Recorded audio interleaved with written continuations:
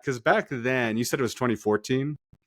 It Yeah. would have been like that, the Nissan Leaf, and then obviously like maybe a Model S or something, or Yeah. Tesla Roadster. But there's a pretty Yep. big price delta to go up to that. But yeah, can you share Yeah. what how you landed on that?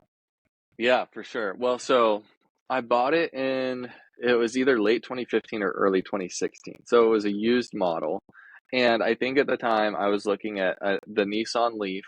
There was the BMW that's electric that I think had also just come out, but it was quite a bit more All right. expensive.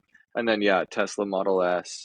Um, and that was really it. And so for me, actually what started my whole journey down the path of electrification is I was interested in it for the environmental aspect, but really it was I could use the carpool lane in the state of Arizona. And I was like, I don't care what I have to do to be able to charge. I'll figure this out if I can use a carpool lane. Because I was commuting like an hour and 15 minutes to work. And probably 30 minutes of that was in traffic. It could have been like a 45-minute commute if I could use the carpool lane. And so I just started looking and I was like, how can I figure this out? And what's the cheapest car? At the time, I was driving a 2003 Volkswagen Jetta 1.8T, which was super fun to drive, but Yeah. it was a cheap car, right? In 2015, I think I spent like $4,000 on that car.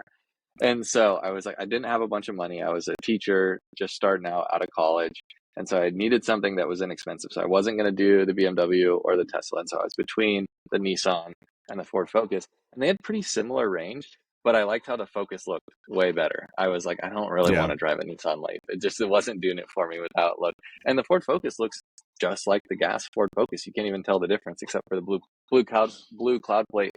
And then there's no exhaust. So that was really the only way that you could tell the difference. But I just liked the look. And I thought at the time 72-mile range would do it. It was like a 40-mile commute to work. So I was like, okay, I'll get to work. I'll charge a little bit and then I'll drive home. And there was no EV charger at my work. So I brought the little wall outlet, like the Oh. 110, and I'd plug it in to like a lamp post outside my work. And then I'd charge it and I'd get like 8 miles on the day. And that was it. But it worked. It got me home. I just barely had enough to recharge overnight. Okay, where I had so a it level was 2. enough to go both ways. Gotcha.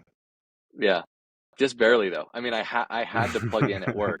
Although here's another really funny follow up to that story. After about 6 months of ownership, the high voltage battery went out, Oh and I wow. was like, oh my gosh, this is not good. Like, and so I took it to the Ford dealer, and they told me it was going to cost $36,000 to replace the battery. I paid $8,000 for the car. Maybe even I was going to ask, how much did it cost to actually buy it? Yeah. Yeah, I think I paid under 8,000. I think it was like 7,500 or something like that. It was wow. was pretty inexpensive, and especially at the time, it had 16,000 miles on it and was a 2014. I was like, this is the newest car I've ever driven. It had a backup camera. I was like, this is great. I'll do this all day. But the battery went out, and I was like, that's way more than what I paid for the car. Like, how am I going to do this? Turns out it was under warranty, 8-year, 100,000-mile warranty. So Ford nice. footed the bill. And so they didn't have any more 2014 packs. They put a 2017 pack in the car. And so I got 140-mile range. Oh, wow. So I got like Free the upgrade. new vehicles. Yeah, the new vehicle range. And so then when I went to sell that car, I sold it for like $12,000, which was more than I paid. And I saved the money on gas every month driving it. So I was like, EVs are the future. This is the way to go. I just made so much money out of this car. It's amazing. No, that's not everybody's experience. I think that was pretty unique, between obviously doing legacy EV and teaching, now you're doing car flipping is kind of what the takeaway from that experience was. Yeah. Yeah, absolutely. No, that's awesome. I'm kind of curious, when you took it in, what did the dealership say? Do you remember, as far as like they didn't want to touch it, or they had really no idea what to do with kind of the battery replacement and that experience? I mean, I can imagine that nowadays. I was talking to someone who had an issue with a Ford Mach-E recently, and then kind of the high voltage problem was seeing a year ago. I can't even imagine what that would have been in like 26. Yeah, it was pretty crazy. It looks like I'm having a issue connecting. Can you still hear me? Yeah. Okay, cool. Yeah, it was definitely even more the Wild West back then than it is today. I showed up and they were like, we've never seen one of these, so we don't know what to do. It's going to take a while. I think it took them like 3 weeks just to get me the quote on what it was going to cost. to repair Oh, it. And then wow. I think it was with them for 3 months replacing the high voltage battery pack. Um, so yeah, it was pretty wild. And the bill, I wish I still had the bill. I should see if I can find it. But yeah, everything that went into fixing that car's battery, it was more expensive than buying a new 2017. Right. Like the car was like technically totaled if it wasn't under warranty, which is just wild. So yeah, I think for me that was a really eye-opening experience. That like this is cool that I'm like being taken care of and I get a new battery pack and this is all great. But like, what's going to happen once these things are out of warranty?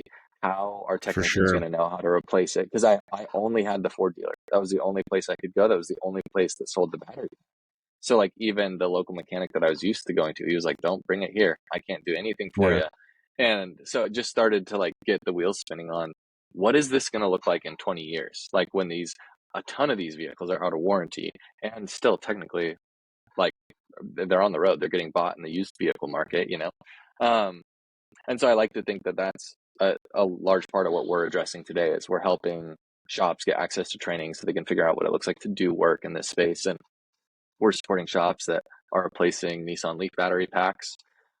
So we have a partner that we work with where we source the Nissan Leaf components to sell them into the aftermarket, where people can also come to us and buy those packs and then install them on Leafs that have serious battery degradation. You can get new batteries and replace those. So just starts to open up the world of possibilities for what you can do in this space. I think there's a ton of opportunity here for sure. Yeah, that's great. And I think you're totally right that there's such a large opportunity, whether it be from people doing the classic car kind of resto mod EV conversion to just existing electric vehicle maintenance, which is only going to grow with more and more of these on the roads. I guess the only other question I had is that's wild that you essentially didn't have a car for 4 months. Did they give Mm-hmm. you a loaner or what exactly? How did that work out? Yeah, they did. I had Ford. Oh, what did I have? Yeah, I got a loaner, a gas powered car. And so it was a bummer. I was like, oh man, I have to pay for gas now, which I didn't. I had free charging at the apartment that I was living at while I was a teacher, Oh, and then I got to nice. charge for free at work. So I was saving all that money on gas for a long commute, you know. But then for that brief period of time, I had to pay for gas, which was a bummer, and couldn't use the carpool lane. So life Right. was It rough was a for double a couple whammy. months. Yeah, but I was thankful that it was under warranty, and yeah, it was very very helpful that the batteries do come with such long warranties. And it's interesting. I mean, I love the Phoenix area. I've got family down there. And I think, especially with those early EVs, I know the Leaf had the issue with it being, I believe, just air cooled and not liquid cooled. I'm not sure about the Ford.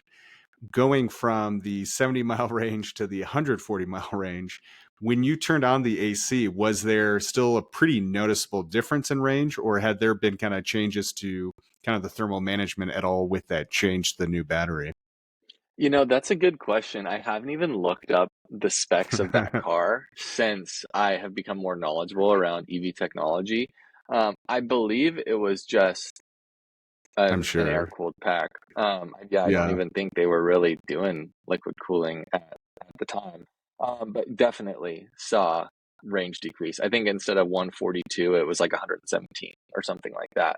Um, so still a big dip. And heat was the other thing that really killed it. But that's also when I learned like, oh, this car has seat heat. And that's like a huge reason why is because cabin heat takes way more energy than seat heat.